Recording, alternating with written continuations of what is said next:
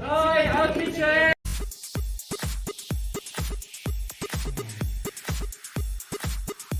Kinatuwaan ang ginawang outfit check ni Ken sa harapan ng kanyang mga fans.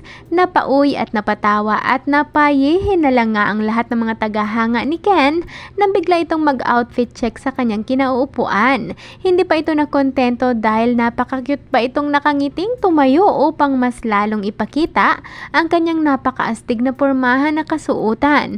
Komento ng ilan, Ken Bin Ken, makulit pa rin daw umano ito kahit wala ang kanyang mga brothers. Watch this.